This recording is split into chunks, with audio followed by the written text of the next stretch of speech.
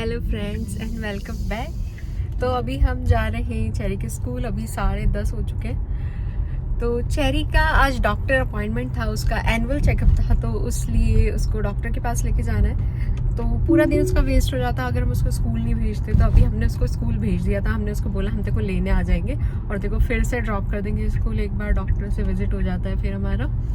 तो हमको आज बड़ी ही हंसी आ रही थी कि हम वो चेरी को 1-2 बार यहाँ फीवर आया, तो हम आज तक कभी डॉक्टर के पास नहीं गए और एनुअल चेकअप के लिए हम लोग डॉक्टर के पास जा रहे हैं। मतलब जब ज़रूरत पड़ती है, यहाँ अपॉइंटमेंट मिलता भी नहीं है, 1-2 महीने लग जाते हैं और ये अपॉइंटमेंट भी हमने काफ़ी टाइम पहले लिया हुआ था। तो मतलब जब ज़रूरत पड़ती है तब आपको डॉक्टर नहीं मिलता है, और जब आप बिल्कुल ठीक हो, आपको कुछ भी नहीं हो रहा है, बस आप ऐसे ही डॉक्टर के पास जाके एक बार आ रहे हो। तो ऐसी चीज़ें होती हैं यहाँ। पहले भी मैं अपने ब्लॉग्स में बता चुकी हूँ कि बहुत टाइम लगता है यहाँ अपॉइंटमेंट मिलने में। और ऐसा नहीं है कि यहाँ पे कनाडा की और यूरोपियन कंट्रीज़ जैसा बिल्कुल फ्री है इसलिए टाइम लग रहा है। नहीं, आपको अच्छा खासा पैसा देना पड़ता है, इंश्योरेंस वगैरह हो तो ही आप अफोर्ड कर सकते हो, एक तो बहुत ज़्यादा बिल हो जाता है। तो बस चेरी को लेके आते हैं और फिर जाते हैं डॉक्टर के पास। रियल पतझड़ तो ना मुझे ये वाला लगता है, क्योंकि कुछ है ही नहीं, सारी पत्तियां गिरी हुई हैं, बस पूरा सूखा है।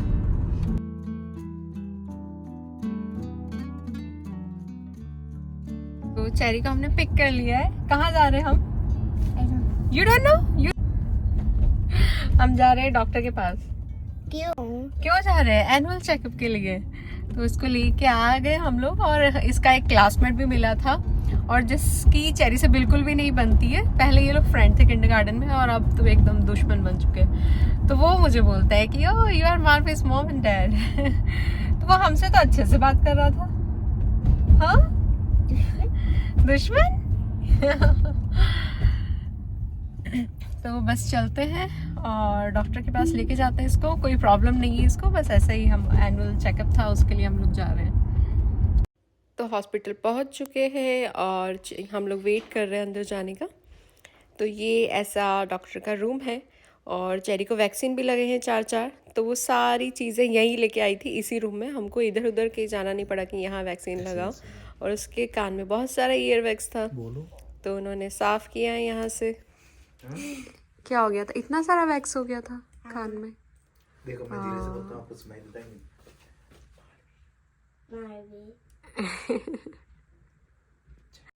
तो हम लोग आ गए हैं घर और चेरी के कान में ना बहुत सारा ईयरवैक्स था। उन्होंने उसका कान क्लीन कर दिया और बहुत बड़ा इतने सारे पेपर्स दिए हैं।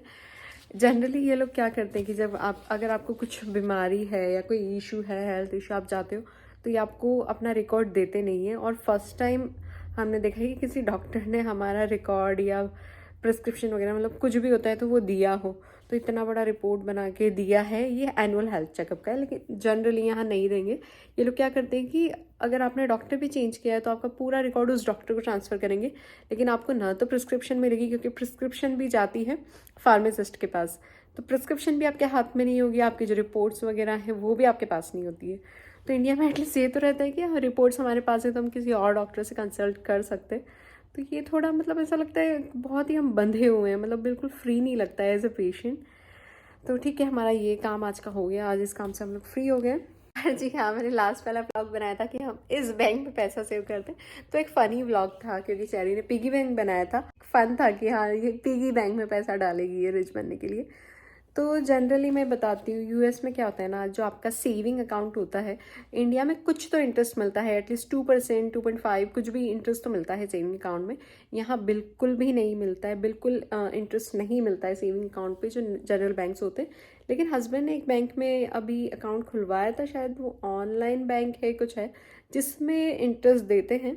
तो मैं आपको नेक्स्ट व्लॉग में या तो बताऊंगी कि वो कौन सा बैंक अकाउंट है। और एक ऐसा रिटायरमेंट फ़ंड वाला अकाउंट भी है जिसमें टैक्स नहीं लगता है, तो वो भी मैं सोचा आपसे नेक्स्ट वीडियो में शेयर करूँगी।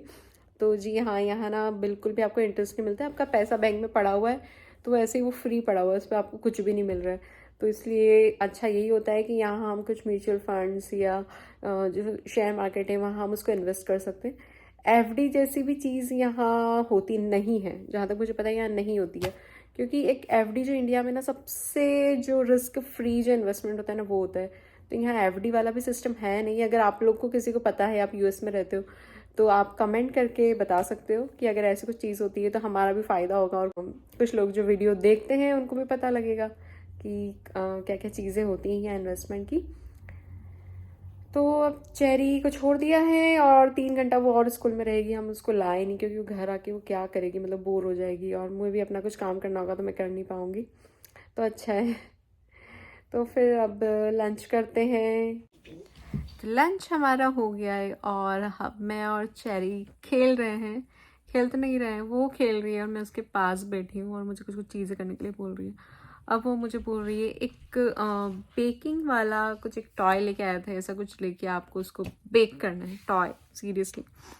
तो कुछ उसका स्पेशल उसका शेप हो जाएगा, तो चेरी मुझे वो बोल रही है। Okay then let's try. तो अब स्नैक टाइम हो गया है और ये हमने बेक किया था, तो ये कुछ ऐसा मोटा हुआ है, बस ऐसा ही फर्जी सी चीज़ है। अब हम स्वीट पोटैटो बेक करने वाले हैं स्नैक के लिए, और अब चाय भी बन रही है। एंड बाहर अभी भी मतलब बिल्कुल भी सनलाइट नहीं है, ऐसा लग रहा है इवनिंग होगी। इंडिया के जो 6 बजे होते हैं ना, बिल्कुल वैसा वाला।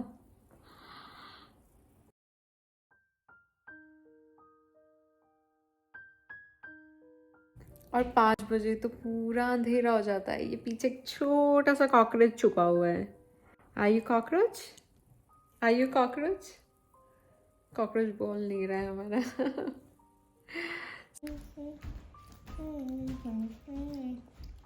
स्वीट पोटैटो खा रहे हैं और मैंने चेरी को अभी एक गाना सुनाया है, पप्पू कैंट डांस साला। पप्पू नाच नहीं सकता। तो चेरी ने पूछा है, क्या पूछा है चेरी? पप्पू क्या कर सकता है? पप्पू क्या कर सकता है? तो हमने होमवर्क और स्वीट पोटैटो खाने के बाद मैंने ये कुछ कपड़े हैं वो समेटे हैं, क्योंकि काफ़ी दिन हो गए थे, मतलब 4-5 दिन हो गए थे मैंने नहीं किया था वो। आज मैंने सोचा आज सैटरडे है और आज मुझे फ्री टाइम मिला है तो मैं करती हूँ। So this much of cloth, वो ये सारे जितने भी कपड़े हैं ना मुझे अलमीरा में सेट करने हैं। और अभी 6 बज चुके हैं और पूरा अंधेरा हो चुका है, और फिर हमको डिनर बनाना है। तो मुझे अभी तक समझ नहीं आ रहा है मैं डिनर में क्या बनाऊँ। ये कोइंसिडेंस है क्या है, मैंने जैसे ही डिनर का नाम लिया कि मुझे समझ नहीं आ रहा है मैं डिनर में क्या बनाऊँ, और डोमिनोज का मैसेज आ गया पिज़्ज़ा के लिए। आई डोंट नो, ये वॉइस भी रिकॉर्ड करते हैं क्या पता। लेट्स सी, अब हम पिज़्ज़ा ऑर्डर करते हैं या फिर हम डिनर बनाते हैं। मेरा काफ़ी टाइम से मन तो हो रहा है कि हम लोग पिज़्ज़ा बनाते, लेकिन ठीक है देखते हैं। At home, Papa cooks keema and tikka masala. Stories of India. तो फ्रेंड्स हमने घर में ही कुछ बना लिया था और चेरी बुक पढ़ रही थी। तो लाइब्रेरी में ना ऐसी बहुत सारी बुक्स है जिसमें इंडियन फेस्टिवल्स हैं। एक बॉलीवुड वाली बुक भी थी जिसमें पूरा बॉलीवुड के बारे में बता रखा था, मतलब बच्चों के लिए सारी जो फिक्शनल बुक्स होती है। और ये वाली भी मुझे बुक मिली। एक मुझे मसाला चाय वाली बुक भी मिली थी। तो ऐसे बहुत सारी कंट्रीज़ की ना बुक्स यहाँ होती है यूएस की लाइब्रेरी में, और सारे कल्चर के बारे में आप जान सकते हो, पढ़ सकते हो। तो ये था हमारा आज का दिन। आई होप आप लोग को अच्छा लगा होगा। तो फिर मिलते हैं हम नेक्स्ट व्लॉग में, तब तक के लिए बाय बाय।